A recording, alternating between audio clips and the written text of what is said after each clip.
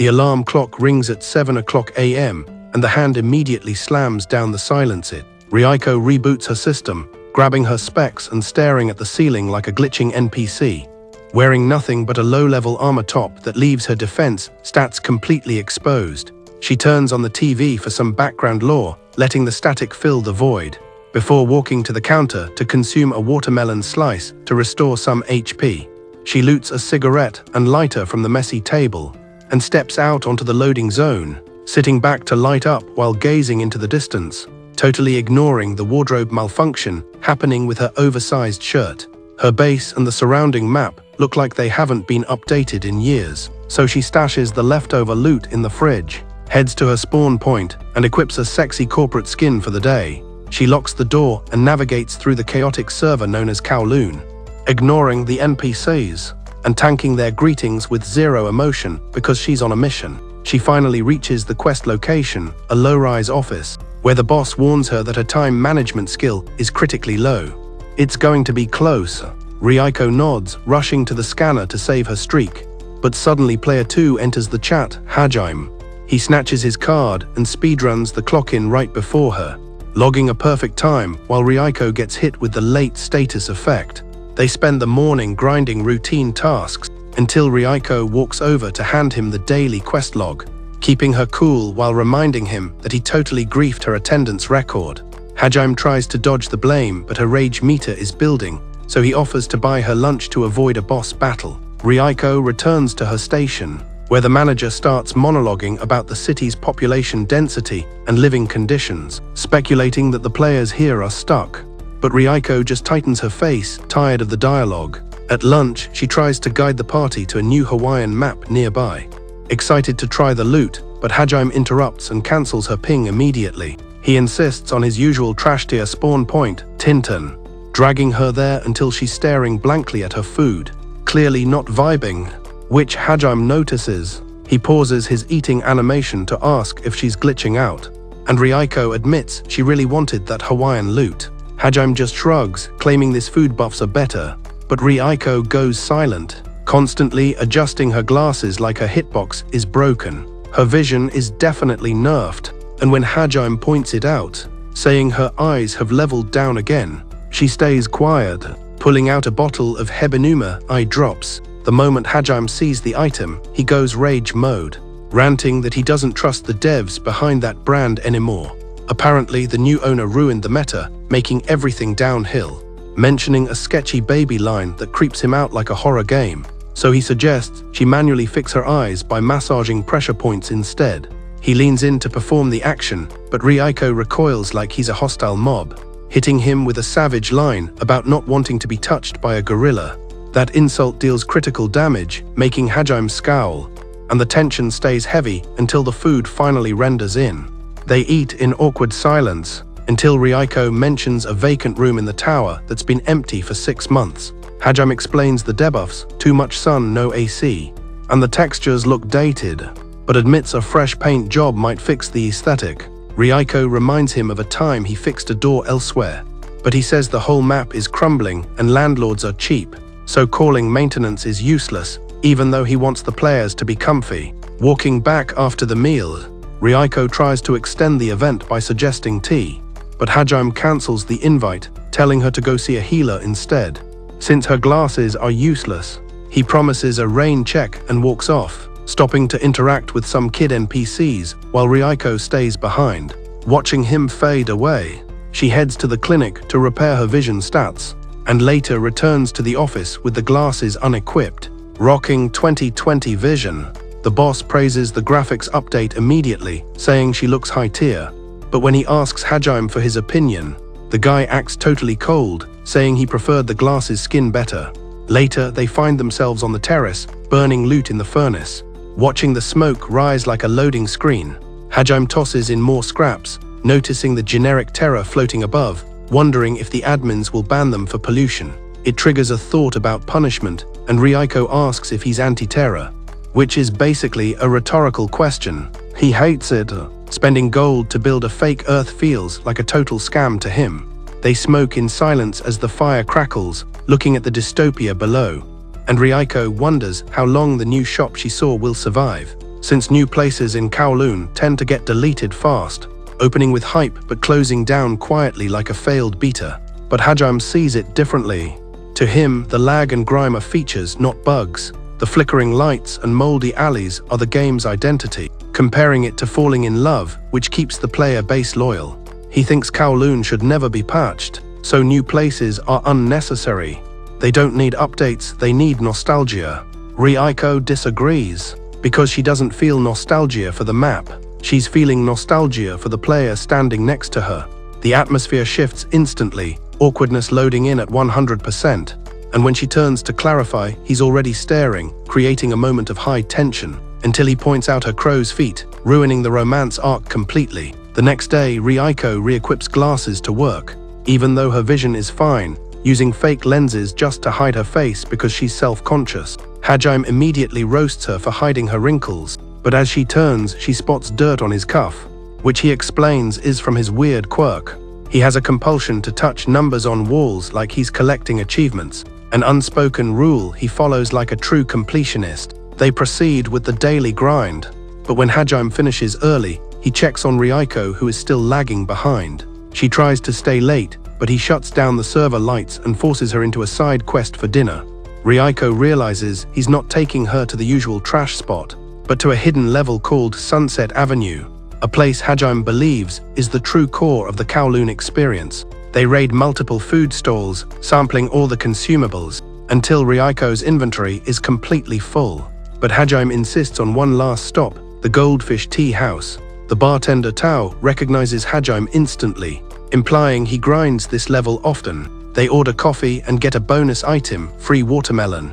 Ryuko obliterates the slice despite claiming she was full, using the logic that water doesn't count to bypass the limit. Hajime just laughs at her logic, and as he smokes, Ryuko feels that nostalgia buff kicking in again.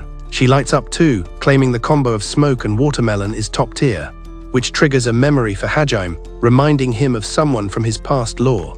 He digs these character quirks, feeling connected through these small, shared glitches. But as they leave, Tao thanks them and assumes Ryuko is the main love interest. Ryuko freezes, trying to deny the relationship status, but Hajime skips the dialogue and rushes her out. Outside, she worries about the misunderstanding, but he just laughs it off, ignoring her concerns about potential awkwardness with his real girlfriend if she exists. Ryuko stops, staring up at the full moon and the fake terror, completely zoning out, until Hajime snaps her back to reality. He hands her a plastic container, a goldfish, a souvenir for the night to keep in her apartment base. Ryuko accepts the drop, and later watches it swim in her room, caught in a loop of thoughts about Hajime, unable to shake his words. The next day, a server-wide announcement warns of photochemical smog, issuing a massive heat and humidity debuff that drains stamina rapidly. Citizens are told to stay inside, but Ryuko ignores the patch notes, painting that vacant room in Sejong Tower like a maniac. She pushes through the heat, determined to finish the quest, soaked in sweat, clothes clinging to her frame, chugging potions like crazy, but the heat damage is stacking up too fast. Only one wall left. She hypes herself up to finish the speedrun. Just a little more XP needed. But suddenly her vision blurs and the system crashes. Her knees buckle and she starts to fall. But Hajime enters the room and catches her with a frame-perfect save. He holds her, joking that the hero always has a dramatic entrance, scolding her for trying to solo a co-op mission. He hands her a tea to restore mana, asking what's wrong. And Ryuko admits she just wanted the tenants to have a good spawn point. Hajime realizes she's copying his playstyle, so he picks up the roller and finishes the painting job himself. Ryuko sits in the corner, sipping tea and watching him carry the team, exhausted but realizing something critical as she looks at him. Head down, she finally admits to herself that she is absolutely simping for this man. The next day, Ryuko goes on a fetch quest to find that Goldfish Tea House again, retracing her steps through the alleys, but the location is gone. Confused by the glitch, she returns to the office, which is dead silent, empty map, except for the boss being AFK in a meeting. But then she spots feet sticking out of a corner. It's Hajime sleeping on the job. Curious, she creeps closer and finds him passed out cold. She tries to wake him, but he's unresponsive. Louder this time, but still zero reaction. so she decides to troll him with a boss voice impression. Critical mistake. Hajaim's autopilot engages, he grabs her and pulls her down to the floor. And suddenly, he's kissing her, wrapping her up and pressing his lips to hers. Ryuko is stunned, frozen by the sudden romance event. But the kiss deepens with intensity. She starts to panic, struggling to escape the grapple, until Hajaim finally wakes up, realizes what he's doing and yeets her away in shock. He realizes he's got the wrong person and ghosts the scene before things get awkward. Ryuko is left completely stun-locked on the floor, hands over her mouth trying to process the glitch. Later that day, they resume the daily grind like it never happened, with Hajaim breaking the silence first, asking about her lunch inventory, acting totally casual like that critical hit kiss was just a minor bug. Ryuko feels like a total NPC for obsessing over something he clearly skipped. But when he leaves, she notices papers dropping from his messy workstation. And as she bends down to clean up the loot, she spots a hidden item in his drawer, a photograph. Curiosity overriding her logic, she examines the picture, showing Hajaim with another player whose face is obscured, but the vibes are way too familiar. Suddenly, the flashback triggers, the kiss, the mention of her quirk, how she reminded him of someone else. Her hands literally shake as she pulls the photo out, her eyes widening as she realizes the truth. Completely shook, she speedruns to find answers, heading straight to the Goldfish Tea House. Upon entering, the bartender, Tao, greets her like an old friend, and she orders an iced coffee, immediately pulling the photo from her inventory without thinking. Tao spots it and grins, recognizing the screenshot instantly, casually dropping lore about how much fun they had that day. Ryuko's confusion meter is maxed out, so she asks for the full backstory. Tao looks surprised and drops a massive lore bomb. He took that picture right after Hajaim proposed. Ryuko just stares blankly at the item, the pixels finally making sense. It's Hajaim standing right here, next to a woman who is her exact clone, yet she has zero memory files of this event. Their usernames are even linked together right above the word congratulations. Her processor is overheating, now obsessed with uncovering the identity of the woman Hajaim thought he was kissing. Walking home through the chaotic server of Kowloon, Ryuko can't stop replaying the dialogue with Tao, but her thoughts get interrupted by an incoming ping from a player named Zayaraui. The voice chat is filled with massive audio clipping, as Zayaraui complains her neighbor's noise level is totally game-breaking. Curious, Ryuko decides to initiate a side quest to investigate, marching down the hallway and knocking on the door next to Zayaraui's base. When the door opens, a literal tsunami of stuffed balloon toys spills out. A panicked NPC struggles through the mess, assuming Ryuko is there for a delivery quest, but freezes when she realizes she doesn't recognize her character model. After a brief awkward pause, she invites Ryuko inside, offering a stamina-restoring hot drink. She explains she's grinding a massive crafting order, needing 50 balloon figures, which explains the awful audio mixing. But as she talks, she notices Ryuko is totally AFK mentally, not absorbing a single word. She's clearly got some major debuffs, so Ryuko hesitates, wondering if she should share her main quest details with a random stranger. Ultimately, she pulls out the cursed photo and hands it over. It's the picture of her and Hajaim, but Ryuko quietly admits the save file feels corrupted. She and Hajaim never triggered that cutscene, and in fact, they never even unlocked the relationship skill tree. The girl in the picture might wear her skin, but Ryuko is convinced it's a completely different player. What's worse, her own backstory is completely blank. She has no memory logs. She didn't realize it before, but now she sees there's no history, no origin story to ground her character. She literally doesn't know who she was before spawning here.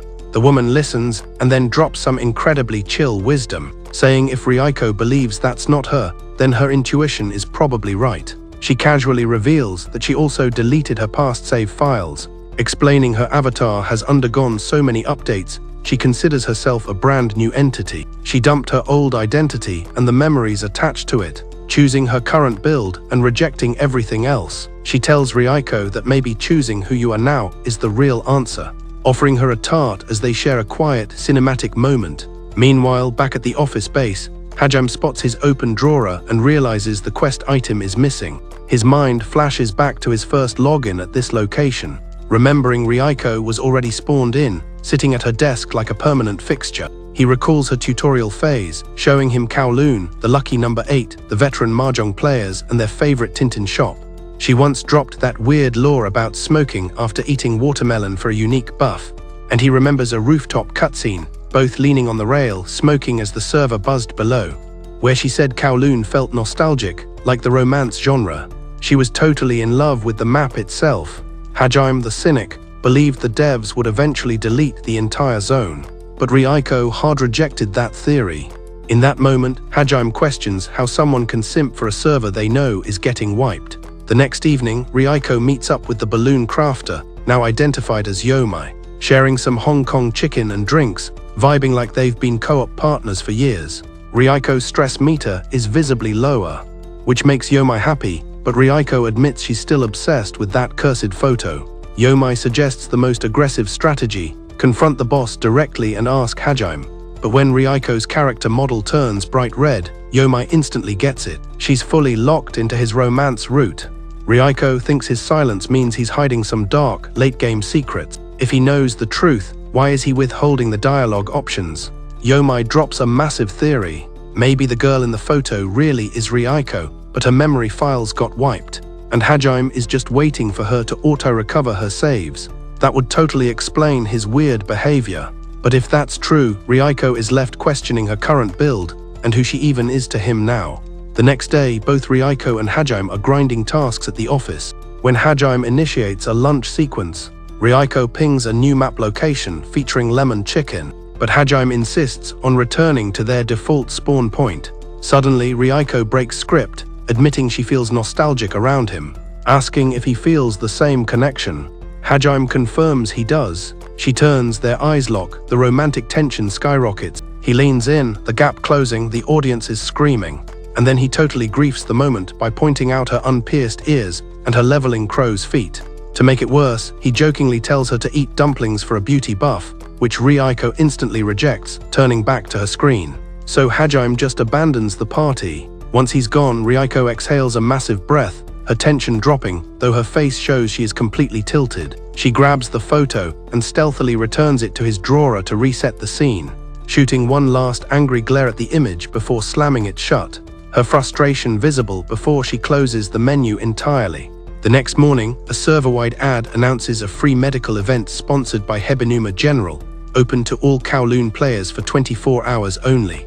Ryuko groups up with Yomai, both equipping basic white robes at the clinic, scrolling through the available free buffs at the entrance. Yomai is hyped, especially to meet the legendary Dr. Hebinuma, who seems to have maxed out his charisma stat with the locals. As they secure their spot, a small NPC approaches them, revealed to be Zairaoi, the same girl who filed the noise complaint earlier. Zairaoi and Ryuko have actually bonded, since Zairaoi's base is managed by Ryuko's guild. So she introduces the two, and the trio speedruns the medical mini-games, vision checks, stat measurements, and blood samples. The questline leads them to the final boss, the dreaded barium swallow test, which sounds like an absolute nightmare. But right before they start, a dev announces free cosmetic surgery consultations. Yomai immediately changes her quest marker, while Ryuko spots the patch notes for anti-aging procedures, her mind flashing back to Hajime's toxic comments about her crow's feet.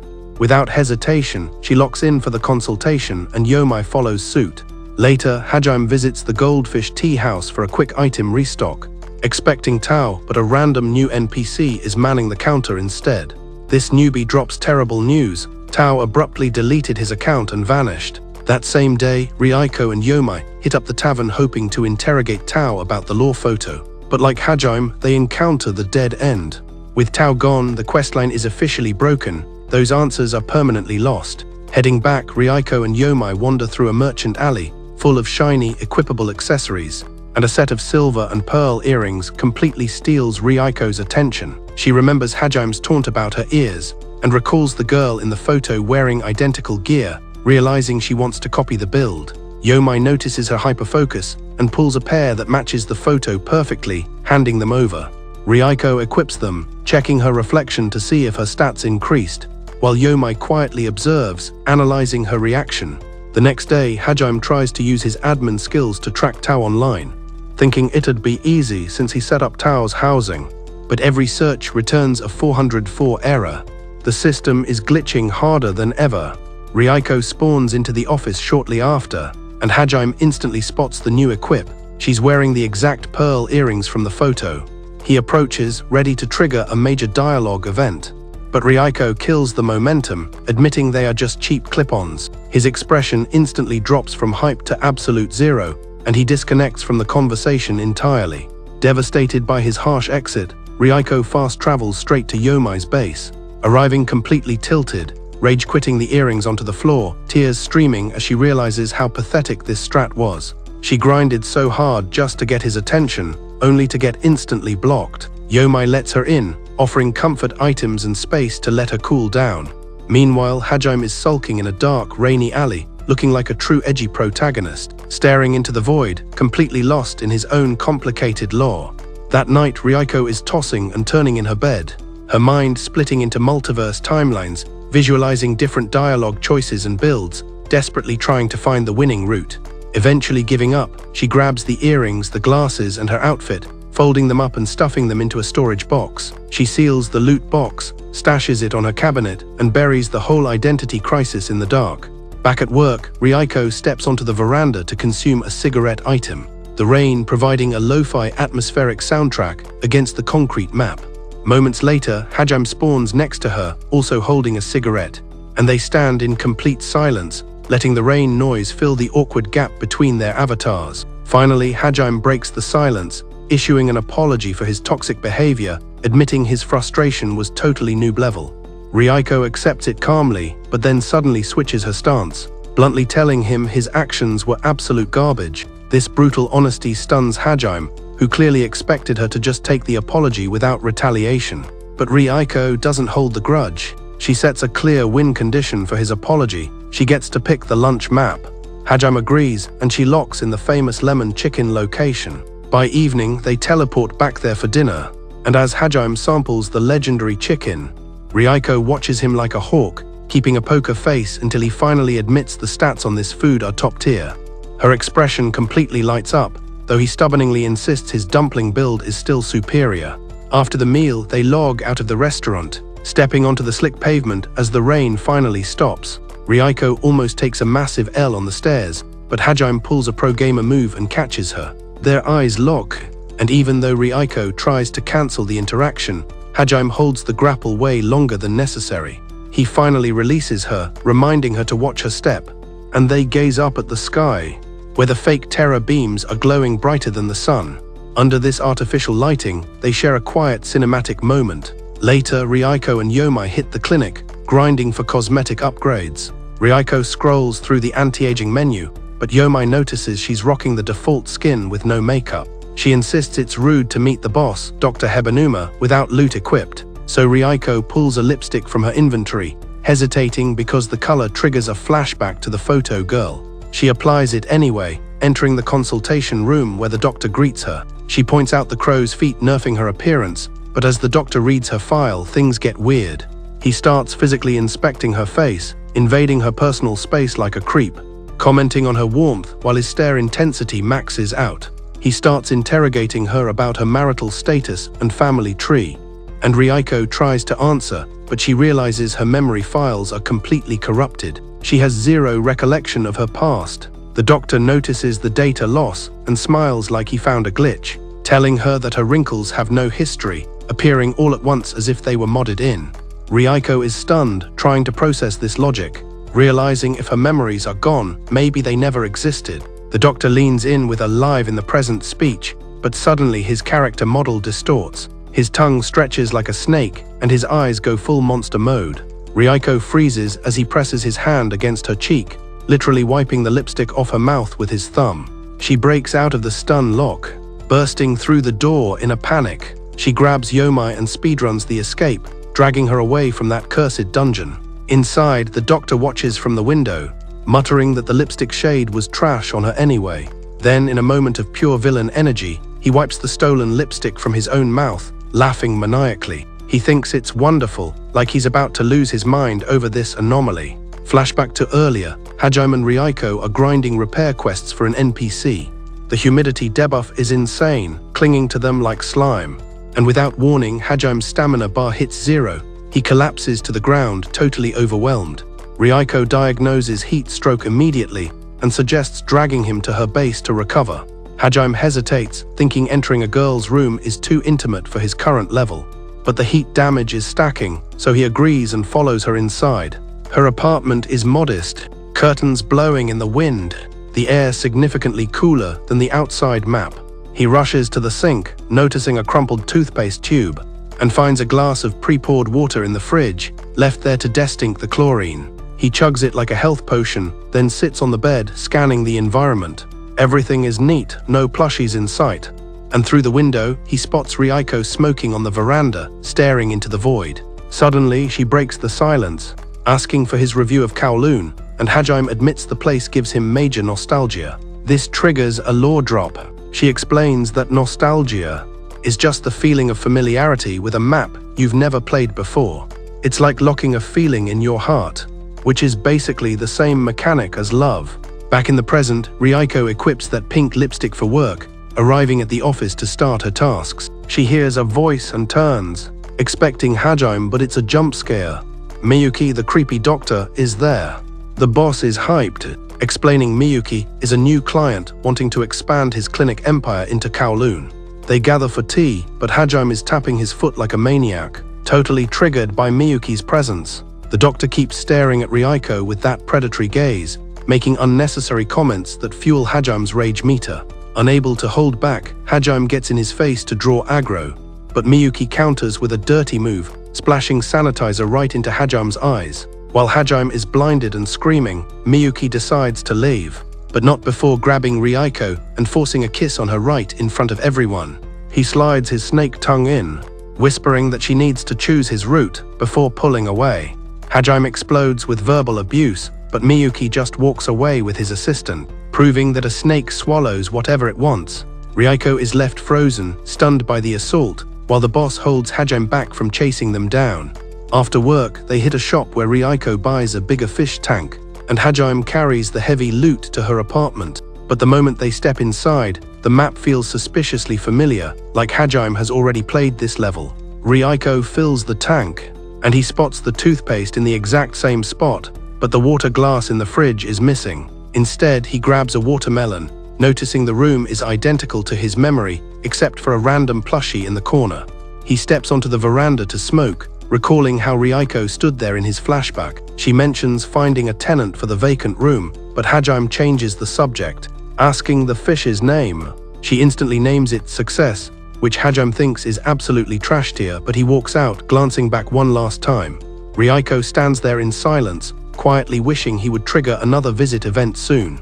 The next day, a sunflower spawns on Hajime's desk. Ryoko claims it's a reward for the carry mission yesterday, but Hajime is just stressed about keeping the plant alive. Suddenly, Zairaoi invades the office for her apartment quest, spotting the sunflower and dropping a knowledge bomb. She reveals that in flower language it means, "I only have eyes for you." Ryoko stiffens, realizing she accidentally confessed, and drags Zairaoi out before the awkwardness kills her. They visit a potential base, but Zairaoi isn't vibing with it. Ryoko suggests changing maps, but Zairaoi refuses to leave the Kowloon server despite the limited options. Just then, Hajime calls with a new location on Noun Kong Street. Ryoko had previously rejected it for having a weird layout, but the moment Zairaoi enters, she loves the storage buffs. She discovers the rooftop access and decides to claim the base immediately, proving Hajime was right about the fit.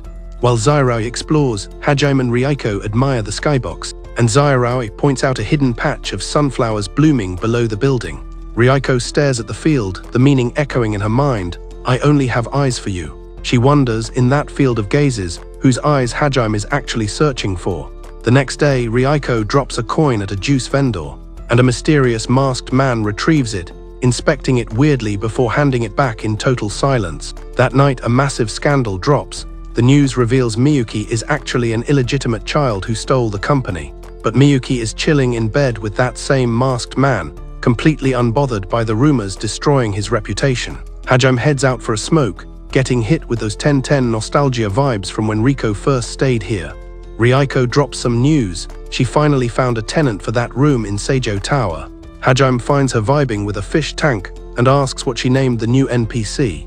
She doesn't even blink before calling the fish Success. Hajime thinks the name is absolute trash, but hey, not his fish, not his problem. He heads out, giving one last glance back like a true mysterious lead. Ryuko is left in the quiet, low-key wishing he'd come back for a round too soon. Next day, Hajime finds a single sunflower on his desk, making the office look way too aesthetic. Ryuko claims it's just a thank you for the heavy lifting yesterday, but we see you, girl.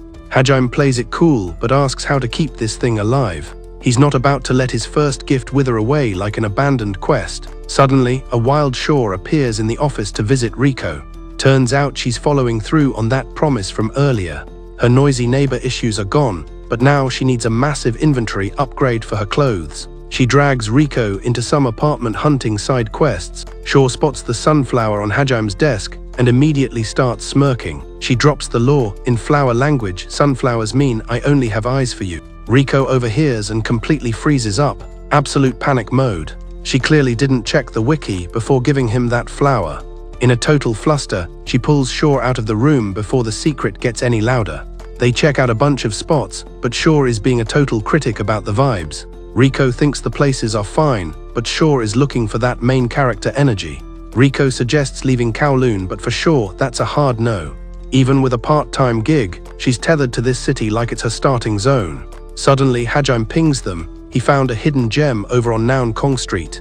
Riko is skeptical because she skipped this one due to its cursed, weird layout. She didn't even put it on the list, but the moment Shaw steps inside, she's obsessed. It's tiny, but the storage is op, and it's basically love at first sight. Plus, it's got a rooftop, absolute game changer. She signs the lease right then and there.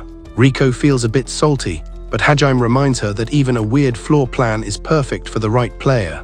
While Shaw explores the roof, our leads share a quiet moment under the sky. Shaw yells for them to look down, and the view below is literally overflowing with sunflowers. It looks like someone scattered the seeds ages ago, and now the whole cluster is blooming. Staring at the field, Ryuko can't stop thinking about that "only eyes for you" meaning. I only have eyes for you. The thought is living rent-free in her head. She looks out at the sea of flowers and wonders who Hajime is actually looking for. Next day, Ryuko is just trying to enjoy some watermelon juice, but a coin slips out of her purse and pulls a disappearing act. Before she can grab it, a masked NPC picks it up, does some cool hand tricks and hands it back. The weird part, this guy is playing on mute, not a single word. He just bows like a refined butler and vanishes into the crowd. That night, the local chat is blowing up with some massive tea. A newspaper leaks that Miyuki isn't actually the CEO's legitimate kid. He's the son of a mistress who filled the slot after the real heir was taken out in a car crash. Even the housekeepers are gossiping about this drama. Meanwhile, Miyuki is chilling with the masked man from the juice shop. The article is out, but Miyuki has zero cares to give. The masked guy clearly has the admin password, mentioning how Ryuko looks like a clone and checking up on Tao. Miyuki stands up, walking to the window to check the skybox, and dials his comms.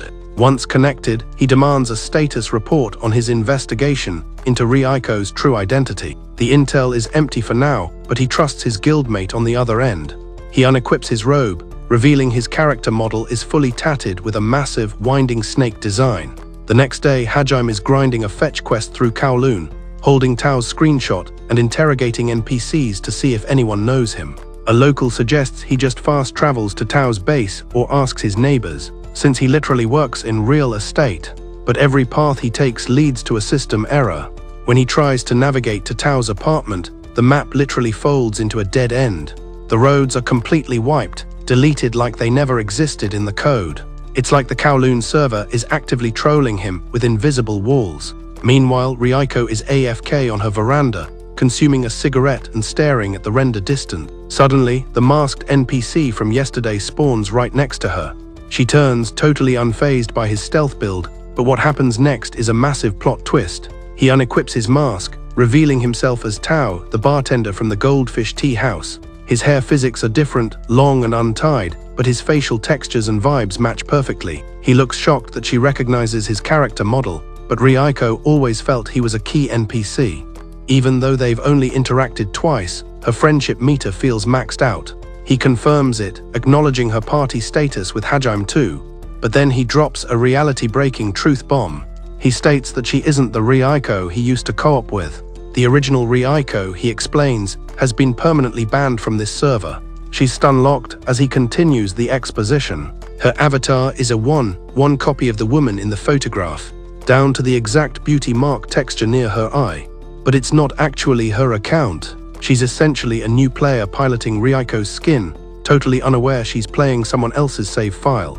He feels bad for her, tells her to send Hajime a friend request because he's visiting soon, and then teleports away, leaving her completely mind blown. Ryuko walks back to the guild hall, Tao's dialogue echoing on repeat. If she isn't the girl in the photo, then her entire inventory, her backstory, it all belongs to a different player. Inside, Hajime is totally tilted, slumped at his desk with his head down. On his workstation, the sunflower item she gifted him has completely withered, its durability at 0. She grabs it to delete it from his inventory. But before she can leave the room, Hajime randomly mutters that he doesn't like her. She completely tanks the insult, saying she already checked his stats and knows that, proceeding to dump the dead flower into the trash. That night, Ryuko is dealing with insomnia, replaying Tao's cutscene. If her entire account is a fake, then Hajime's affection and their shared co-op history. None of those achievement points belong to her. They were all earned by the original Ryuko. The next day, they grind their daily tasks in total silence. In the afternoon, they trigger a burning quest for old documents, but Ryuko's aim is terrible, missing the furnace hitbox entirely.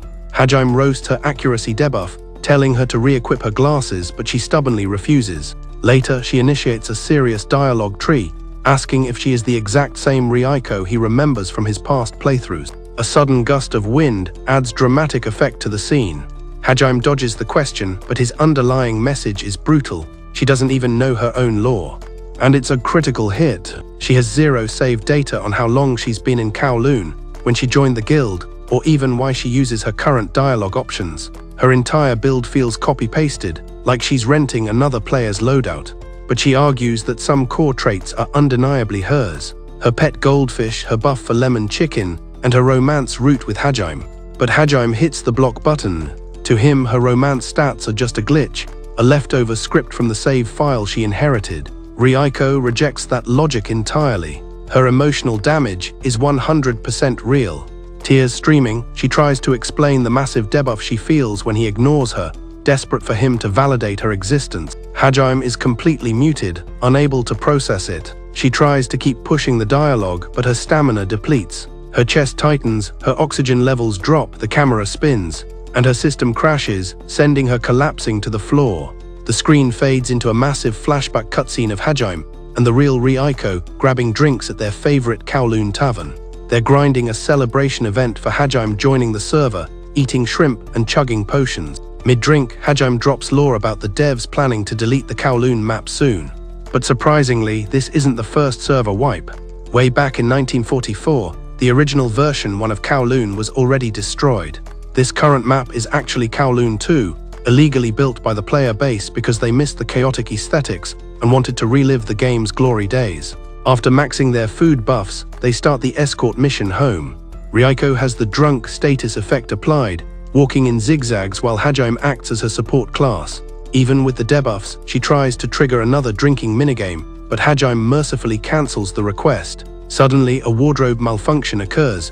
Ryuko's bra strap slips, hitting Hajime with a massive awkwardness debuff. He instantly looks away to avoid breaking the rules, but Ryuko goes full aggro, grabbing his tie and pulling him into a surprise cinematic kiss. Hajime is completely stun-locked, his face turning bright red as his brain tries to process the shock, shame, and sudden romance points. After a brief lag spike, he recovers, gently grabbing her shoulders and initiating a follow-up kiss, fully committing to the romance route. Back in the present timeline, Ryuko reboots in an unmapped location. Her panic meter spikes until she recognizes the textures of Hajime's base. She's been resting in his bed while he's been AFK in a chair nearby. Hajime wakes up, his logs showing she crashed hard on the rooftop yesterday, and she's been in sleep mode ever since.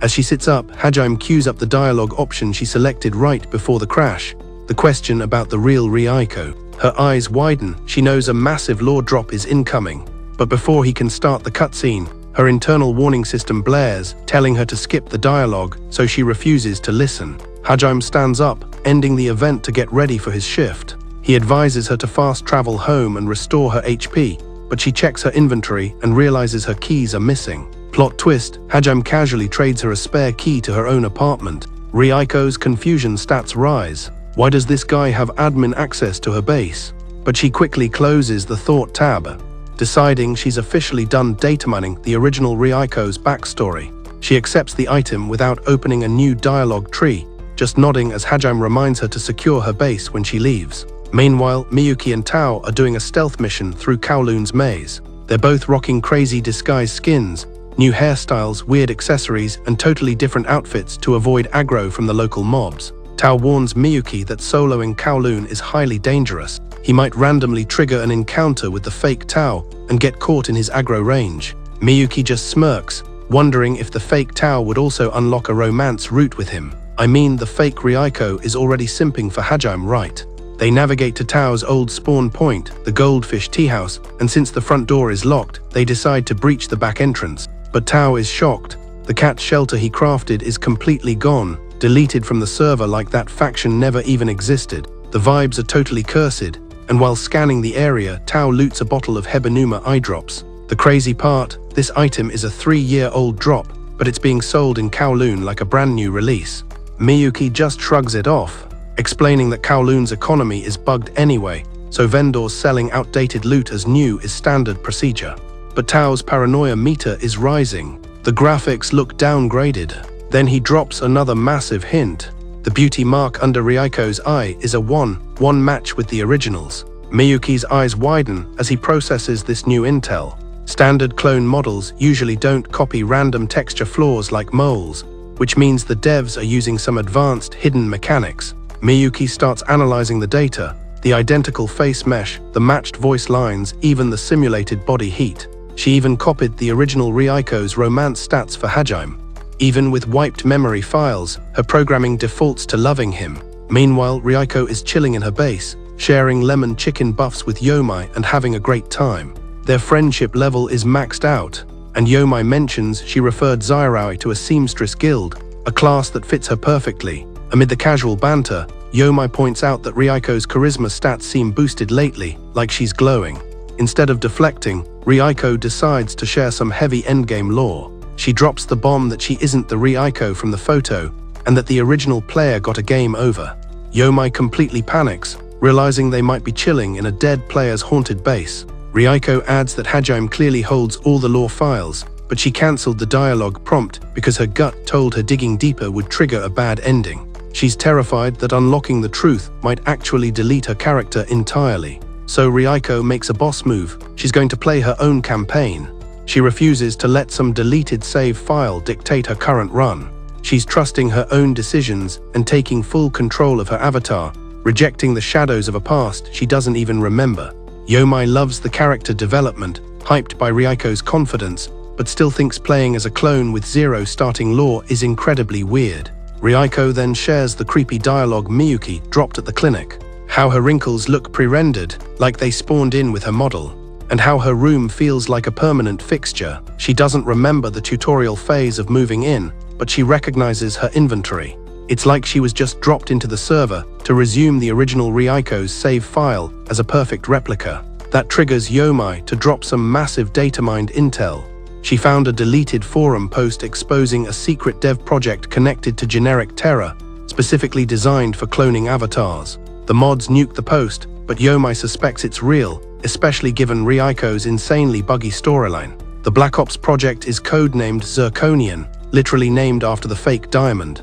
Hearing this, Yomai points to her own zirconia earrings, and Ryuko's morale plummets. If her entire existence is a counterfeit item, she just wants to be something genuine. But Yomai initiates a cinematic sequence, telling Ryuko to kill the lights. In the darkness, she holds up the zirconia earring, and it glows with high-tier rendering, looking just like the real drop. It might be a replica, but Yomai says it's her most prized item. She shares her own backstory, explaining how, after spamming plastic surgery modifications, other players might call her build fake too.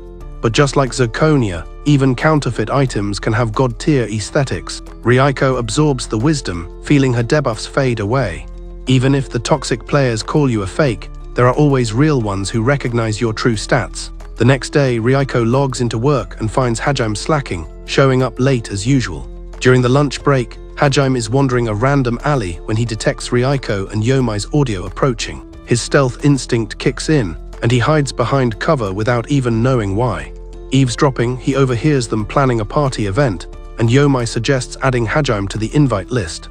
The dialogue shifts, and Yomai pushes Ryuko to relocate her base, telling her to wipe her inventory and start a fresh save file as her own player, not just as a backup for the original Ryuko, but Ryuko hard rejects. She insists on keeping the loot, not to impress Hajime, but to honor the original player's legacy. Even if the original Ryuko's account is deleted, her items keep her memory active on the server. Trashing the inventory would be like permanently banning her from the game's history. Later, Hajime is AFK on the roof, smoking and checking the skybox, right as Ryuko enters the zone. She invites him to Shaw's welcome party, trying to keep the vibes high. But Hajime rejects the invite, suggesting the girls go have fun without him. However, despite declining the quest, he pulls a massive wad of cash from his inventory, acting like a total whale funding the server. Ryuko stares at the loot drop in disbelief, shocked by his spending power. But she accepts the donation, happy they can now upgrade the party tier to premium. Remembering her shift, she speedruns out the door, and Hajime stealthily trails her like an assassin. Ryuko pauses, sensing his presence, waiting for him to initiate interaction, and for a moment they stand on opposite sides of the door, completely silent. Hajime raises his hand to knock, but cancels the action, hit with a sudden flashback debuff of the real Ryuko smoking on the rooftop, haunting his memory. That afternoon, Yomai is grinding work tasks, but can't shake Ryuko's earlier dialogue. Ryuko refuses to move or delete the original Ryuko's item, which Yomai thinks is a bugged mindset, like she's piloting someone else's avatar instead of playing her own game. As evening falls, the guild gathers on the rooftop for the housewarming event, and despite his earlier refusal, Hajime spawns in anyway, pulling a classic tsundere move by claiming he was forced. The vibe is good until Yomai serves Hajime a cursed plate of 1/3 chicken and 2/3 lemon, trolling him hard. They return to the topic of relocating, with Yomai pinging a new map location for Ryuko. But Ryuko rejects the transfer, camping in her current base. Yomai tries to press the issue, asking Hajime to back her up, but Hajime stays neutral, saying she should do whatever she wants. Ryuko takes this as a win, insisting she loves the spot, refusing to move out, which effectively ends the debate. Later, while the others handle furniture repairs, Ryuko and Hajime team up for a trash-burning side quest. After clearing the garbage, they take a smoke break under the Hyries moon texture. They gaze at the night sky, admiring the graphics, until a billboard for Hebinuma Farmer catches their aggro. Ryuko mentions Miyuki and his plan to expand his clinic empire into Kowloon, noting that the creepy doctor hasn't respawned since their meeting. This triggers Hajime's jealousy meter, remembering the stolen kiss, and a dark aura starts to leak out. Ryuko's heart rate spikes, thinking this is a romantic cutscene, but Hajime trolls her by blowing smoke in her face instead of kissing her. He pulls back, coldly stating she leaves her defenses too open, leaving Ryuko stunned and annoyed by the toxicity. Hajime turns to the moon, staring at the generic terror floating in the skybox, wondering what kind of light source could make a fake Earth shine so bright. Ryuko drops some philosophy, saying it shines because of the player base's hopes. After the chat, Hajime walks home through the dark alleys, humming a creepy tune like a villain in the making. His vibes are completely off. He recalls Ryuko's words about hope and lets out a dry, bitter laugh that echoes in the empty map. Something is definitely bugged in Kowloon. The next day, Hajime is playing mahjong with the elders when Ryuko spawns directly behind him. The elders greet her, but Hajime is surprised she's not with Yomai, since Yomai is offline for the day. Ryuko invites herself to a dumpling date with him instead. But something is wrong. Mr. Chan is missing. Chan's absence. Turns out Mr. Chan was summoned to the Hebinuma dungeon by Miyuki for a checkup he didn't even want. Miyuki gets a phone call about escorting a new target to Kowloon, and when he turns back, Mr. Chan has completely despawned from the chair, gone without a trace. He reports the glitch to Tao, as the situation gets more chaotic by the second. That afternoon, Ryuko and Hajime are grinding their usual shifts, while Miyuki tells Tao he's glad the second version of himself is deleted, which is super suspicious dialogue. He's happy about it. They discuss locating the missing Mr. Chan and contacting Japanese real estate, but Miyuki pivots the conversation to the real Ryuko's death. He grills Tao on the cause of death, shifting the tone to a horror genre. After closing up shop, Hajime and Ryuko walk home, but Ryuko is worried about Mr. Chan, fearing for the lonely elder. Hajime, however, makes a dark joke, laughing about how easily people die, which gives Ryuko major bad vibes. Back with Miyuki, Tao dodges the question, claiming he and Hajime thought the death was just a system error or mistake. Hajime asks Ryuko what she knows, and she repeats Tao's law drop. The real Ryuko no longer exists. Hajime is shocked she met Tao, but he just laughs it off like a maniac. Miyuki starts connecting the dots, realizing Tao hates the clone Ryuko because he's fiercely protecting Hajime. Suddenly, Hajime stops laughing, and the silence is deafening. He looks her dead in the eye and admits it. "I killed the real Ryuko." His expression is unrecognizable, terrifying. Ryuko is stun-locked by the murder confession, but then Hajime flips the script, claiming he's just trolling to see her reaction. He laughs it off as a harmless prank, despite Ryuko clearly being traumatized. But he doubles down on one fact: the real Ryuko is definitely gone. Ryuko interprets this as him missing her, but Hajime just shrugs and tells her to keep walking, ending the dialogue tree abruptly. Later, Ryuko visits Yomai for a debrief, repeating Hajime's joke. She expects a laugh, but Yomai's face goes dark. She doesn't think it's a joke at all. She thinks he's the actual killer. Ryuko denies it, unable to process that her love interest could be a murderer. But Yomai insists that love and hate are two sides of the same coin, explaining that in Kowloon, everyone wears a mask, so his joke is likely a confession hiding in plain sight. Ryuko refuses to believe the bad ending, convinced Hajime isn't that kind of player. She recalls that strange expression he made, unfamiliar yet oddly nostalgic, remembering seeing it once before when he saw her earrings. It's a rare side of him, and she wonders if she's the only one who has unlocked this view.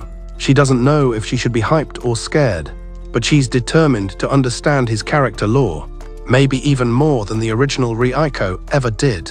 The next morning, Ryuko investigates the bookshelf, targeting the books owned by the real Ryuko. They are untouched, virgin inventory she never bothered to read. She inspects them and realizes they are all mystery novels, detective stories. She opens one, and as she reads, she gets hit with glitchy flashbacks of her and Hajime. A notification sound snaps her back to reality. Yomai is incoming. She goes to return the book, but spots hidden loot tucked in the corner. A sudden notification on her phone snaps her back to reality. A diamond ring, sparkling with high-tier graphics. She examines the quest item, placing it on her desk, and instantly the server starts shaking. An earthquake event triggers right on cue. The next morning, both Ryuko and Hajime show up to work looking like zombies. Hajime has insomnia debuffs, and Ryuko stayed up all night grinding that book. She's hooked on the story but only has volume 1, so she asks Hajime to escort her to a bookstore to find the sequel. After work, the party of 3, Hajime, Ryuko, and a nervous Yomai, heads out. The bookstore is in a water zone with broken plumbing, so the path is a slippery mess, causing the girls to squeal the whole way. They arrive and find Shirahei working as the shop NPC, and she points Ryuko to the mystery section. Ryuko grabs the book, but when she opens it, the text is completely bugged. The letters are scattered, unreadable like the code is corrupted. Disappointed, she puts it back but spots another book, How to See the World. It's a travel guide with beautiful screenshots, but Hajime tries to block the purchase. He claims the real Ryuko hated travel, so this clone shouldn't want it either. But Yomai interferes, encouraging her to buy it, forcing Hajime to back down. Later at a cafe, Ryuko is bummed she couldn't get the mystery novel, but Yomai scolds her for trying to emulate the original Ryuko, calling it greedy. Ryuko claims she just wants to understand the lore, defending her desire to want more out of life. Meanwhile, Miyuki leaves his mansion, bidding farewell to Tao. The maids start gossiping about how Miyuki has become friendlier since Tao arrived, which gives Tao a sense of pride in his influence. Miyuki appears on a TV show, showcasing his plastic surgery results, highlighting clients who min-maxed their appearance. But then he drops a philosophy bomb. Plastic surgery isn't always the meta. He claims true transformation comes from the heart, and a genuine smile is the best cosmetic. However, the guy sitting next to him, Sean, interprets that advice in the worst way possible. Later, Miyuki pops up on TV looking like a total snack to talk about beauty treatments. The show is all about people getting procedures to unlock their better versions, and the results are pretty cracked. The glow-ups are real, and the clients are definitely feeling themselves. But then Miyuki goes full philosopher during the interview. He tells the audience that surgery isn't always the ultimate buff. True transformation, that's an inside job. The heart can pull off miracles that no doctor ever could. Sometimes a genuine smile is the only cosmetic you really need. But the guy next to him, Sean, is not buying the inner beauty speech at all. He calls out Miyuki for having everything handed to him since birth, company and all. Miyuki takes massive emotional damage from the comment. When Sean keeps pushing, calling second-gen heirs nothing but asset flips of their parents, Miyuki uses a stealth kick on his chair, sending him crashing to the floor. The entire lobby is stunned by the sudden PvP. As the aggro builds, Miyuki drops a cold line. Inheriting power also means having things taken away. But before he can drop more lore, the panicked host hits the emergency button, cutting to a commercial break to reset the instance. Tao, watching the livestream with the maids, starts to doubt his own stats on Miyuki's friendliness buff. Meanwhile, at the cafe, Ryuko, Hajime and Yomai are watching the same broadcast, completely stun-locked. Yomai actually agrees with Miyuki's philosophy, saying that playing a pre-made save file eventually deletes your own character identity. Ryuko assumes she's talking about the clone situation, so she quickly aborts the dialogue tree and suggests they log out. Just as they are about to leave, Gen spawns in and hands them a flyer for an event, the Butterfly Dream. Seeing the key art, Yomai almost starts crying. The NPC on the poster is a top-tier actress, and the visual completely triggers her hidden backstory. Ryuko is hyped for the performance and sends Yomai a party invite, but Yomai instantly rejects it, her expression dropping into full debuff mode.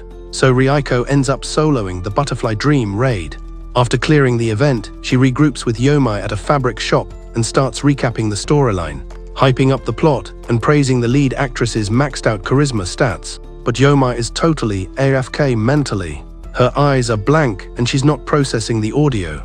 Ryuko, missing the social cues, keeps talking, saying Yomai would have loved the cutscenes. Then Yomai finally snaps. Her rage meter maxes out and all her bottled-up stress explodes. She calls out Ryuko for obsessing over the original player's lore, hunting for hidden files without understanding the real-world consequences. She says Ryuko is only chill because she spawned with zero negative karma to hide, unlike her. Yomai's voice is literally shaking, her anxiety debuff fully active. She's been living in survival mode this whole time, and Ryuko, with her blank slate, could never understand that kind of hardcore run.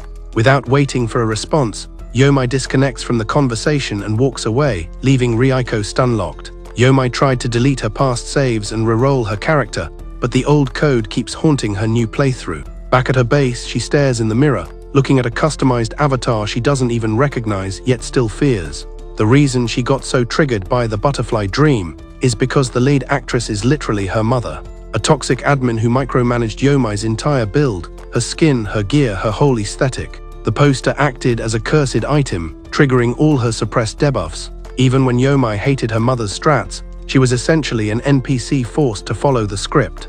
Other players constantly tell her she's a perfect clone of her mom, praising her graphics, but internally, Yomai feels completely trapped. No matter how much praise she gets, it feels like her free will is being permanently nerfed. Ryuko keeps spamming Yomai's DMs until the next day, but gets left on read.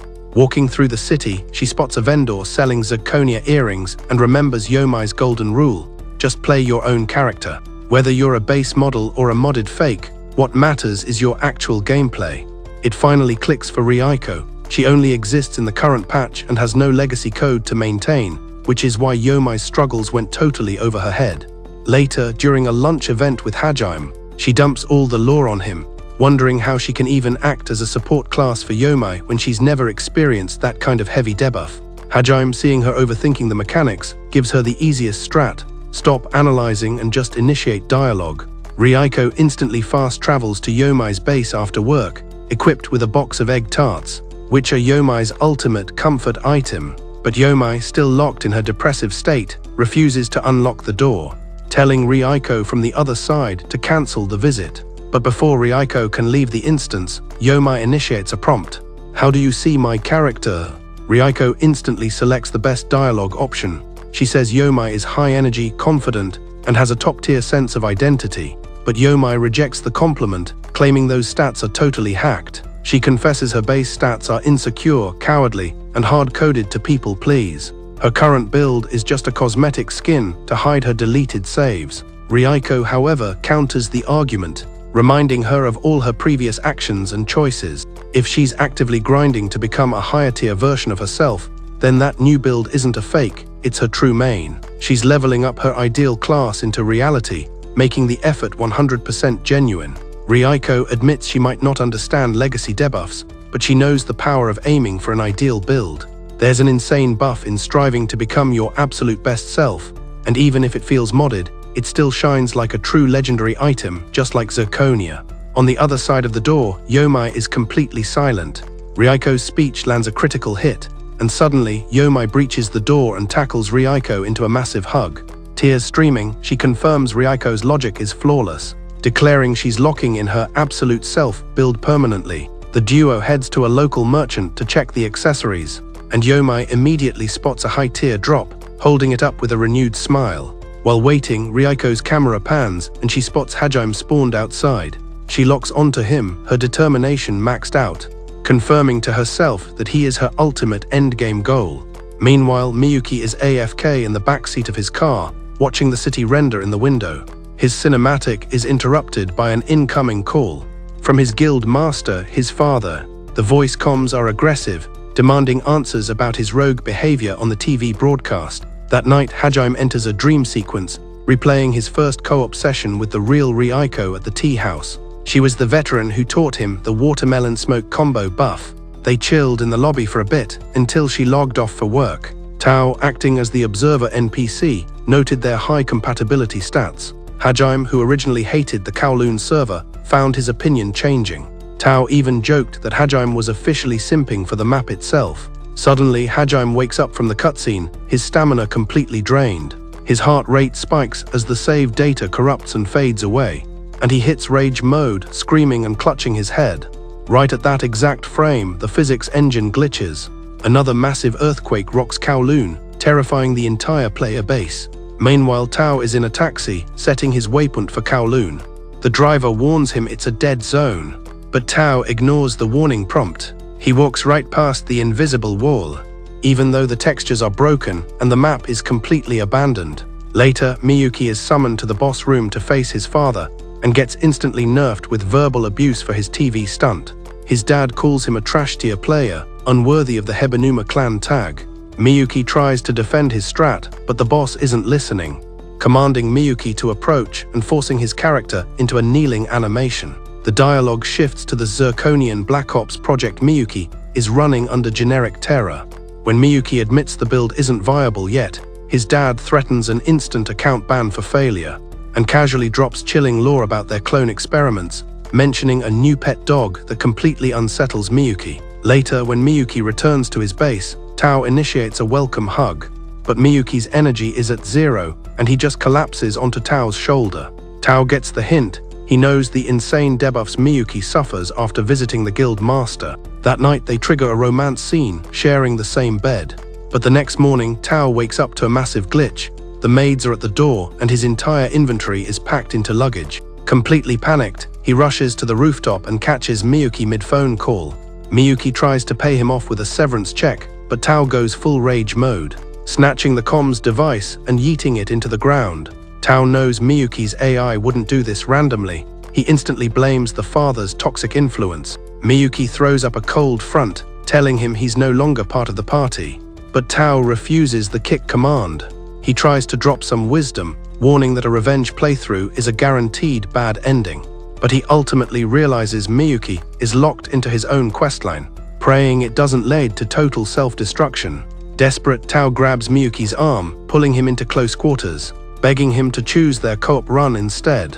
He promises to follow him across any server, but Miyuki blocks the request, warning that such a vow will permanently restrict his movement stats. Tao ignores the warning, crashing into Miyuki with an aggressive critical hit kiss. When he pulls away, Miyuki's HP bar has taken a literal hit. His lip is bleeding. Miyuki issues a final command to leave, and Tao compiles, but before stepping through the portal, he drops his ultimate truth. He loves him. Later, Tao is AFK on his bed in his trash-tier apartment, Miyuki's dialogue looping in his head. His internal archives pull up a memory from his goldfish tea house days, watching Hajime and the real Ryuko sharing a table. Hajime tries to gift her a goldfish pet, but she rejects the item, saying a pet would lock her into a permanent base. That small cutscene suddenly carries massive lore implications for Tao now. Hajime also pulls out a quest item, a book Ryuko likes, but she refuses Volume 2. She argues the first game was a masterpiece, and a sequel might ruin the franchise. If the sequel's writing is bad, she'd rather skip the content entirely. The real Ryuko was terrified of server updates, wanting her world untouched, clinging to the current patch to avoid any buyer's remorse. Hajime, on the other hand, was a risk-taker, always rushing into new zones without checking his gear. Tao remembers sitting there, analyzing their dynamic, until his eyes caught a newspaper item on the table, with a headline announcing the upcoming deletion of the Kowloon server. Hajime casually drops that he's waiting for his guild's orders to either fast travel back to Japan or transfer to the Hong Kong map. Tao confidently states he's already locked in for Hong Kong. Then Hajime suddenly remembers an active quest with Zairaoi, who is looking for a base in Kowloon. He abruptly aborts the meeting, leaving Ryuko and Tao in the lobby. Ryuko stares at the rejected book items sitting on the table, making zero effort to add it to her inventory. To her, some questlines are better left incomplete. No ending, no continuation. Back in the current timeline, a loot box arrives at Yomai's base. She opens the door to find the delivery NPC is none other than Tao. She sees him and immediately realizes he's a literal 1010. Wasting no time, she initiates a dialogue to get his username. Tao is stun-locked by her direct approach and accidentally leaks his real name before he can equip his alias. As Yomai starts her intro, a memory fragment triggers. Ryuko once mentioned a specific NPC, a server from the Goldfish Tea House. The description matches Tao's character model perfectly, so Yomai presses X to investigate, and his confirmation seals the deal. They fast travel to a cafe to regroup and debrief. Ryuko reveals her main quest. She's been hunting for Tao specifically. She calmly asks for the lore on the real Ryuko. Tao doesn't gatekeep the info. He confirms the clone theory. There were 2 Ryukos and the current one is just a duplicate file. He even admits he had a version 2 clone himself, but that glitched copy got deleted because it wasn't the original user. Yomai is visibly shook by this patch note. Ryuko is still here. Does that mean she's the original account? But Tao's deletion story contradicts her existence, unless the real Ryuko is already permadead. Tao pauses, waiting for Ryuko to drop her intel. She reveals Hajime confessed to PKing, player killing, the real Ryuko. Tao instantly debunks that theory. He explains they were engaged to be co-op partners for life. Yomai presses for the kill feed details. How did the real Ryuko die? But Tao blocks the question. He fears that knowing the truth might trigger the same fatal event for this Ryuko, especially since she's already romance-locked with Hajime, just like the original. Ryuko, however, stands her ground, claiming her feelings are organic loot. Unique to her build, not copied stats, she assures Tao she is playing her own game. Tao hesitates, then admits her vibes are different from the OG Ryuko. This version feels real. Ryuko checks her HUD and realizes she's late for her shift. She has to log off the chat, but urges Tao to queue up another meeting soon. Yomai stays behind, wanting to extract more data from Tao. She snacks on cafe loot while Tao stares at her confused. He doesn't recognize her avatar, but Yomai explains she's a new player in Kowloon, only joining the server 6 months ago. Tao warns her that Kowloon is a high-level danger zone, asking if she's noticed any glitches with her character. Yomai admits she hasn't always used this skin. Recently, she confirmed she morphed back into her true form. It wasn't a lag spike or a hallucination. It was about maximizing her absolute self stats and owning her desires. She explains that lying to yourself creates a buggy, false avatar. Tao listens, instantly reminded of Miyuki's corrupted save file. Yomai asks about the second version clones, wondering if Hajime might be a fake too. She senses something sus about him and tells Tao to investigate. Tao agrees to check it out, but deep down, he knows Hajime is the original user. Only the real Hajime could pull off something that cruel. Ryuko is crafting instant noodles when Miyuki's interview pops up on the TV, dropping lore about memory storage and gene terror while she cools her food. Suddenly, Hajime storms in, raging that she stole his loot. Ryuko explains she skipped lunch, and Hajime rudely points out her crow's feet again. Ryuko claps back, saying it's proof of life, a sign she's actually playing the game. Hajime goes silent, then exits, telling her to restock the inventory. Ryuko insists on a co-op shopping trip tomorrow.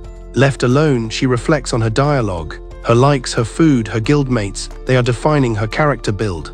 They feel like her stats. She's finally leveling up into herself. But Hajime is still glitching. He's lost his fiancée and clings to nostalgia, refusing to update his patch. Yet he keeps grinding alongside a clone of the woman he lost.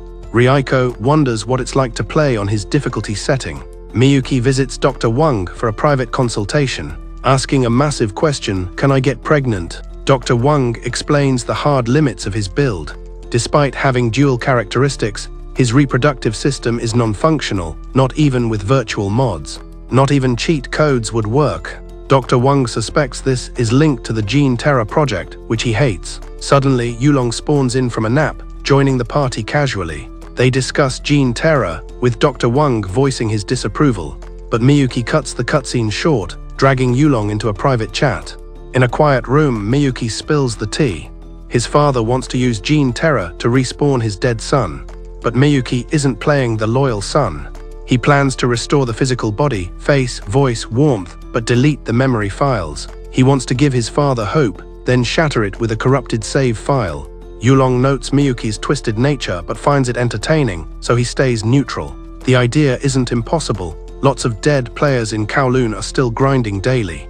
They call them Zirconians, but Miyuki is interested in the map, not just the NPCs. He wants to know how the second walled city of Kowloon, which was deleted, got restored. Yulong agrees to talk shop, admitting some players can see the restored map while others can't. He loved the place but is currently blocked from viewing it. Miyuki, however, still has admin privileges to see it. Yulong thinks it's unfair since they both grew up there. There must be a hidden condition for unlocking the view. It's not about playtime, even Tao, a newbie, can see it. Tao remembers the old map versus the new patch. Yulong brings up Yomai, a famous celebrity hiding in the server. Even with her plastic surgery mods, she's a real person. Why is a sheltered celeb like her in this chaotic map? She likely didn't even know the lore before joining. So prior knowledge isn't a requirement to see the illusion. Yulong theorizes that Hong Kong draws in strong players, and placing the massive Gene Terror project right above it disrupted the server's balance. Miyuki calls it Feng Shui superstition, but Yulong argues it's scientific mechanics. He thinks Gene Terror resonated with an unknown variable, projecting the second Kowloon illusion to those who match the frequency. Since the trigger is unknown, anything is possible. Yulong suggests people see what they want to see, exploiting that desire for his Gene Terror pitch. But that theory is bugged because Yulong wants to see it but can't, while Yomai with no connection can. The only confirmed fact is that resonance is key, but the source code is still hidden. Miyuki leaves to handle it solo. Yulong advises him to watch for glitches, as they might be clues. As Miyuki descends, Yulong hopes he doesn't get swallowed by the map himself. The next morning, Hajime and Ryuko are on a side quest for cup noodles. Ryuko talks about trying international food with Yomai, dreaming of visiting the real countries for the authentic buff. Hajime suggests just eating flavored noodles instead. Ryuko gets annoyed by his low-effort suggestion and wanders off to buy detergent. She spots a travel guide and starts admiring the screenshots of other maps. Hajime spawns behind her, noting her desire to leave the Kowloon server. Ryuko has only ever known this map, but she dreams of exploring the open world. More importantly, she thinks leaving might help Hajime heal, since her face is a constant reminder of the player he lost. But Hajime grabs her shoulders, telling her not to log out. He wants her to stay in his party forever. Suddenly, a massive explosion event triggers. The ground shakes, loot falls from the shelves, and they rush outside to see Sejong Tower billowing black smoke. Hajime runs toward the danger zone to investigate, ordering Ryuko to retreat to the office. Flashback to Hajime proposing to the real Ryuko. He first consulted Tao at a quiet shop. He admits the proposal is a speedrun tactic because Kowloon is scheduled for deletion soon. Tao asks if he truly knows Ryuko's stats. Hajime admits it's rushing the meta, but knowing how much she loves the map, he wants to give her the best memories before the servers shut down. He wants to give her an unforgettable event. Tao supports the play, seeing the sincerity. Back in the present, Hajime surveys the destroyed tower. The structure is wrecked, debris everywhere. He warns NPCs to stay back, fearing a collapse. Scanning the crowd, he spots a familiar player, Tao. Confirming they are both real, they share a hug. Hajime apologizes for ghosting, but Tao is just happy he's online. Tao mentions the server glitches in Kowloon. Hajime is confused too, but Tao urges him to extract before it gets worse. Hajime refuses, and Tao guesses it's because of the Ryuko clone. Tao explains that this Ryuko is a different build, and being around her must deal constant emotional damage. Hajime admits it hurts but asks why Tao is here. Tao says there's someone important to him in this server too. Hajime teases him about a romance arc, but Tao admits he got dumped. Still, he's drawn to the player. Hajime hits him with the "Do you really know him?" question Tao once asked him. Tao says he's learning and wants to keep grinding that relationship. Hajime thinks Tao is trying to avoid his mistakes, but Tao claims he's here because of Hajime. Hajime insists he's stuck, but since Tao's person is also an outsider, Hajime urges him to grab that player and escape the server together. He didn't think Tao would actually cross paths with her. Tao drops some truth. The Ryuko in Kowloon is a different entity, and being near her is emotional damage. Hajime admits it hurts, but tries to change the subject before things get too deep. Tao says he was worried, but honestly, there's someone else keeping him in this server. Hajime teases him about falling for a Kowloon NPC, but the mood shifts when Tao reveals he already got dumped. Even so, Tao can't bring himself to hit the log out button. He's genuinely drawn to the guy. Hajime throws back the same question Tao once asked him. Does he really know this person? Tao pauses. He's learning and he wants to keep that discovery quest going. Hajime assumes Tao is there so he does not end up like him, but Tao counters that he's here because of Hajime. Hajime appreciates the backup, but he's not leaving his post.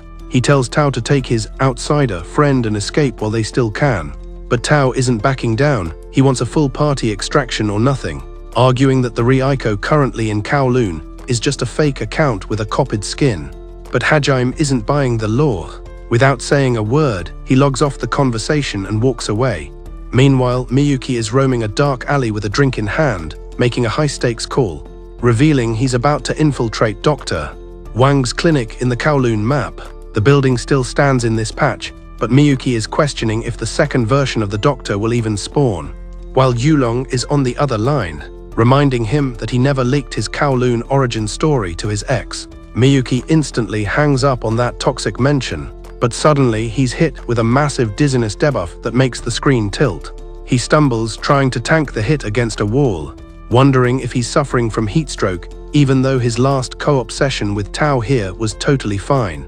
But his system is failing fast, and before he can diagnose the glitch, his legs give out completely, sending him into an unconscious state where he enters a deep dream sequence. He finds himself back in the classic Kowloon 2 map right before the demolition, sitting in a dimly lit bar while the world outside is getting nerfed.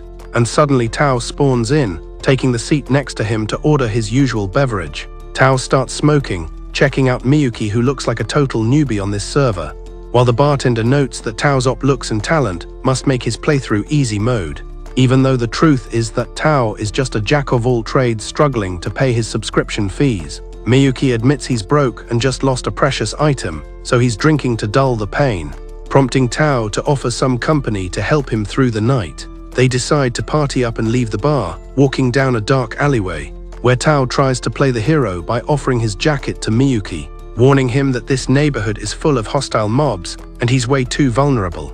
But Miyuki isn't having the fake persona and calls him out for lying about his status, telling Tao that lying to avoid jealousy is a bad habit that'll ruin his character arc. Tao gets instantly embarrassed, covering his face because he's actually broke, admitting he has no clue where the nice spots are, but he's still not ready to let Miyuki leave the party just yet. So Miyuki just bursts out laughing at the honesty, leaning in to deliver a critical hit kiss. They fast travel back to Miyuki's base to share a bed, where Miyuki expects Tao to glitch out, since his body has some unique anatomical mods that most players have never seen.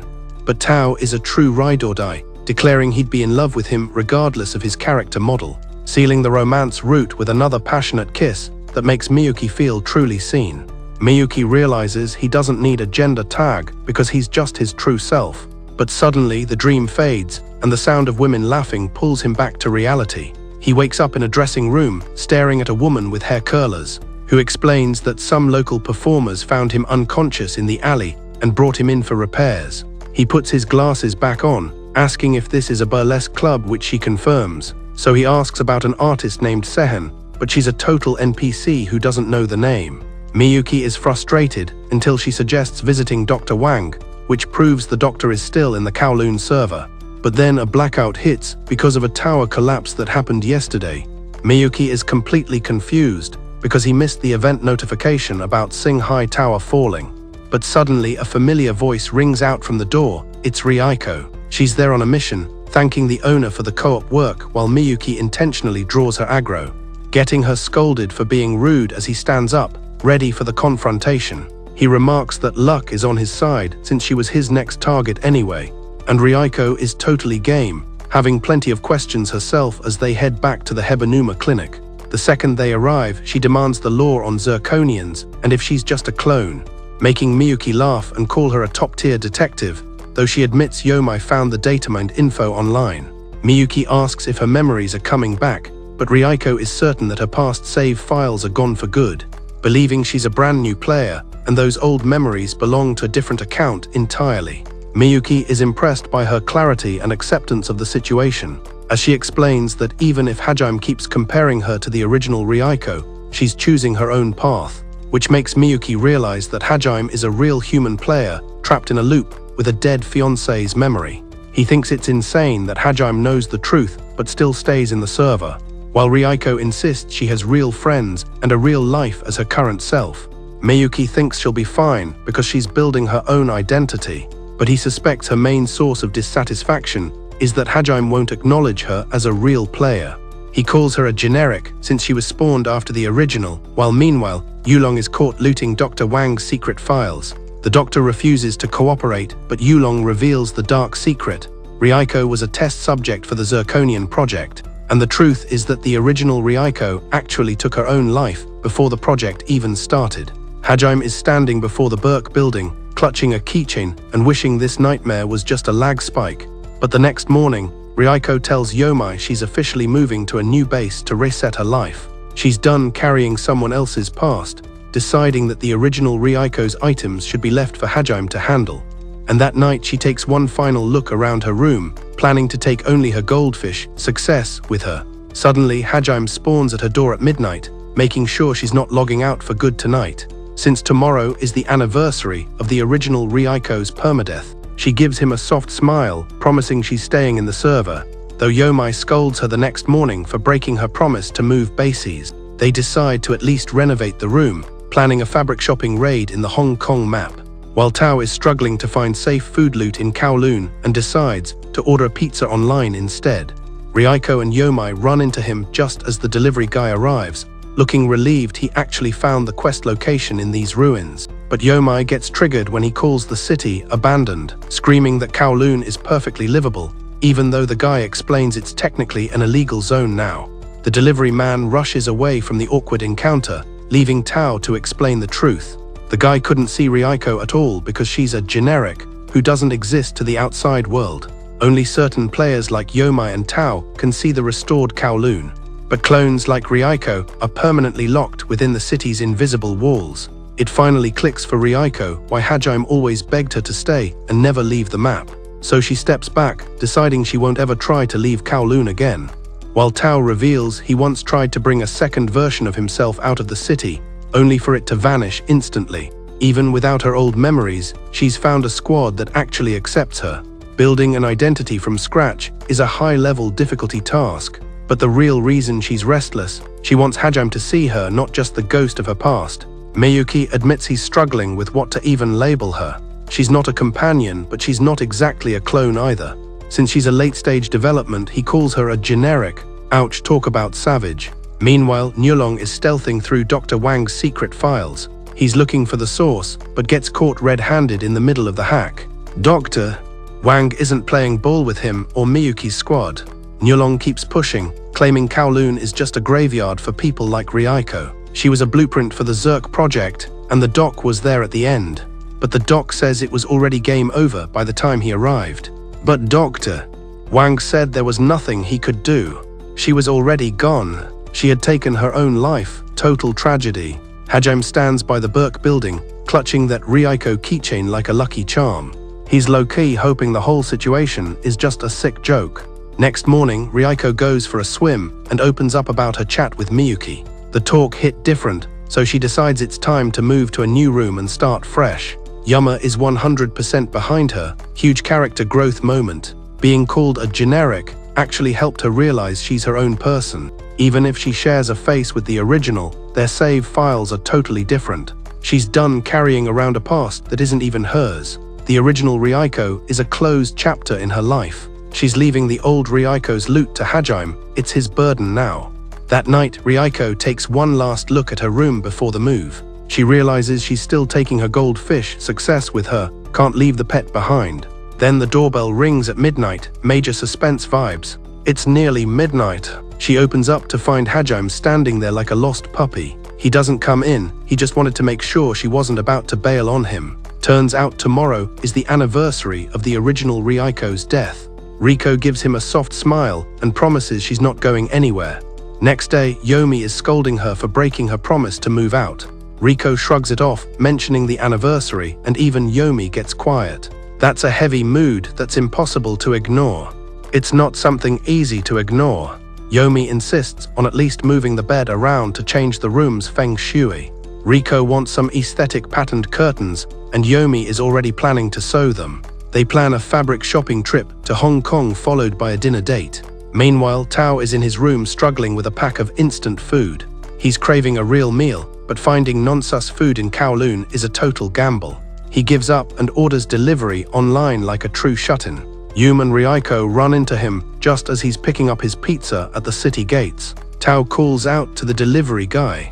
The guy looks relieved, thinking he was getting pranked by a ghost. The man says his service is the only one brave enough to deliver to these abandoned ruins. This immediately triggers Yum's angry mode. She snaps, screaming that Kowloon is perfectly livable and very much not abandoned. How dare he call it abandoned? The guy just shrugs, saying living here is technically illegal since the demolition.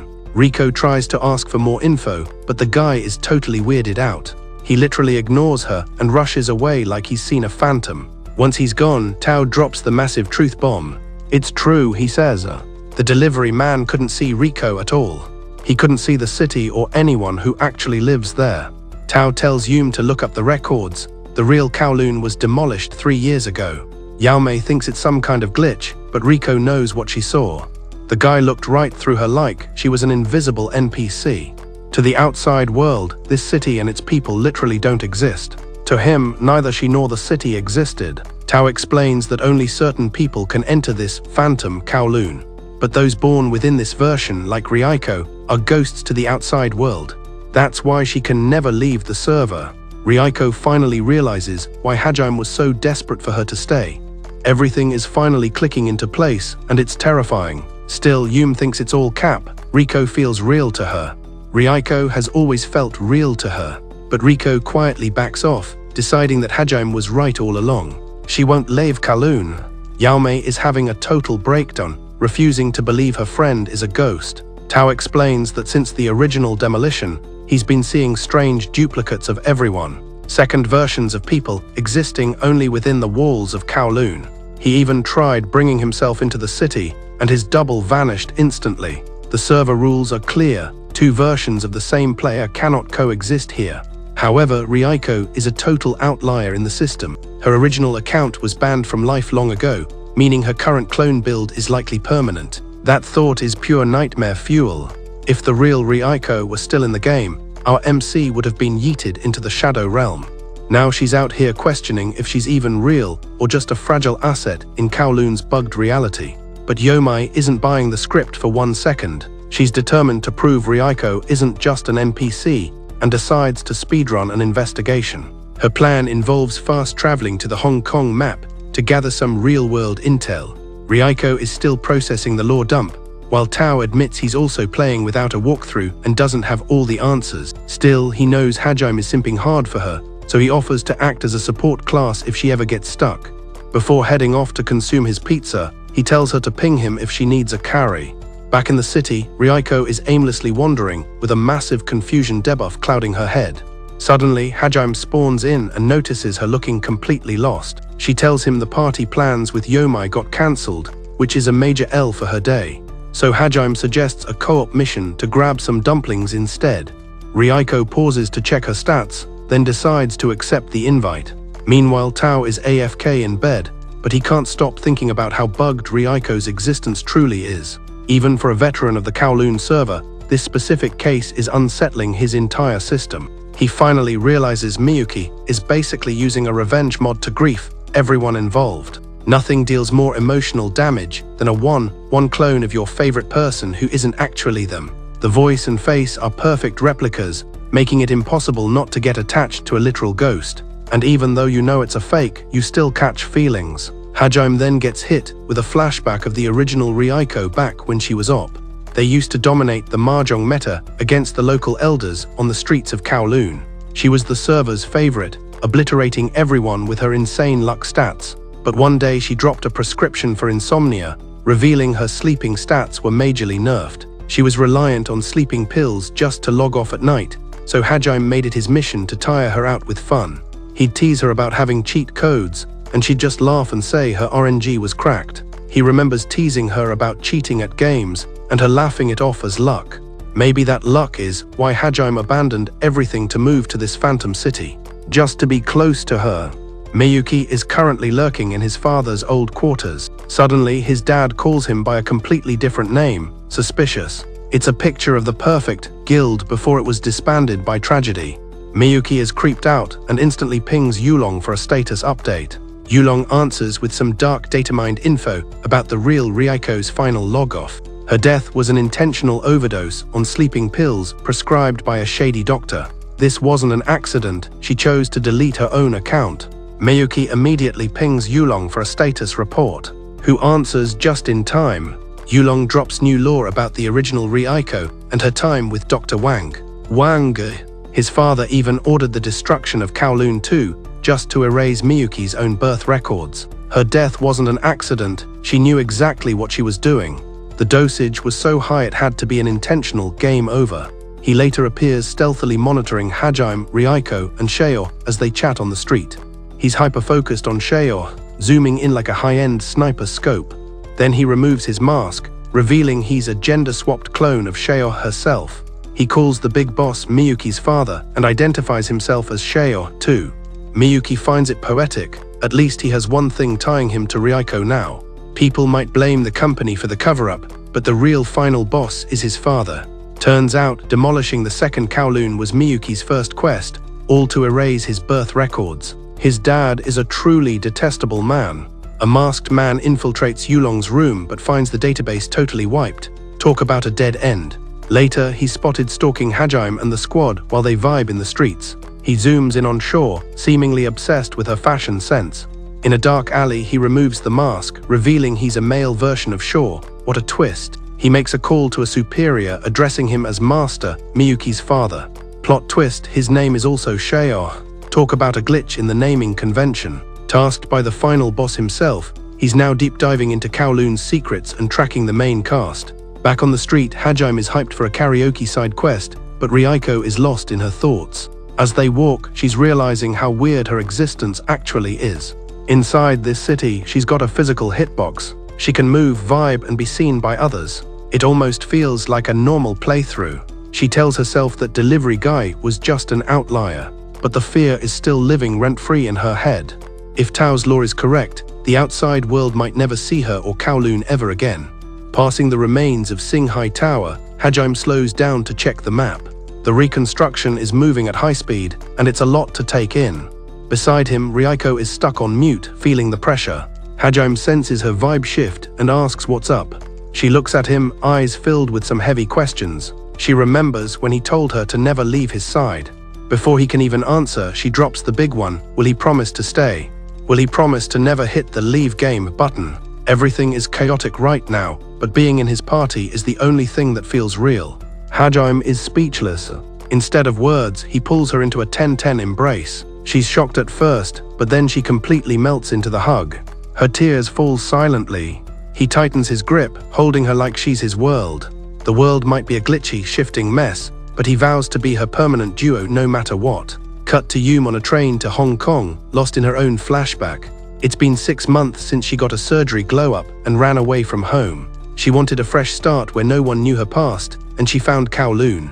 In that city, she found people who actually liked her, especially Riko, who showed her how to be herself. But when the train hits Hong Kong, her day is ruined because her card gets declined. Her account is literally on zero. Talk about a rough start. In a panic, she calls Tao, her voice hitting levels of desperation we've never heard. He explains the brutal truth she was afraid of. The money she earned in Kowloon is basically monopoly money outside of the city. Without a second thought, Tao offers to carry her and lend her the gold. Yum is stunned. She didn't expect him to drop that much cash without asking questions. With the financial crisis averted, she focuses on the main quest, the mystery of the city. She starts asking random NPCs in Hong Kong what they know about the Kowloon district, but the responses she gets are all exactly the same. Everyone is reading from the same script. Kowloon was wiped from the map years ago. It's literally a deleted zone. Some people even laugh like it's just some creepy urban legend. But Yum knows better. She literally just came from there. She lives there. The doubt in her chest is starting to feel like she's losing her mind. She breaks down in the street, but an old man notices and decides to help her out. He tells her he used to live in Kowloon before it was turned into rubble. He saw the demolition with his own eyes, just like everyone else who got evicted. When Yum insists it's still standing, the man gets defensive and tells her she's obsessed with internet myths. Then he drops a hint. Rumors say the Hebanuma group demolished the second Kowloon to hide something dark. He doesn't want to say too much, so he tells her to go search the forums if she wants the real tea. Following the lead, Yum rushes to an internet cafe to do some high-stakes digging. She's scouring every site, but almost every post about Kowloon has been deleted by the admins. Just as she's about to give up, she finds one remaining thread and pings the poster. The anonymous user responds instantly. It's like they were waiting for her. Yum tells them everything about her life inside the Phantom City. The poster admits they can't see the place, but they're more determined than ever to find it. They want to prove Kowloon is still out there. The poster shares their research on the demolition of the second Kowloon. Even if it was destroyed, they believe it's been recreated by some mysterious force. They decide to team up and solve the puzzle of how this city just reappeared. They start by listing every strange bug and glitch Yum has noticed lately. Yum thinks about it and realizes dead people walking around is a pretty big red flag. She's scared to mention it, thinking the poster will think she's totally crazy. But then, the poster admits they're also investigating for a very important friend. That's all she needs to hear to spill the beans on everything. She tells them about the dead living in Kowloon and the duplicate rule. How clones vanish the moment the original player logs in. It's a lot of confusing data, and Yum starts wondering if she's the one who's glitching. But the poster reassures her she's not the only one who can see the city. She's not an anomaly. What she doesn't know is that her chat partner is actually Yulong, who is playing 4D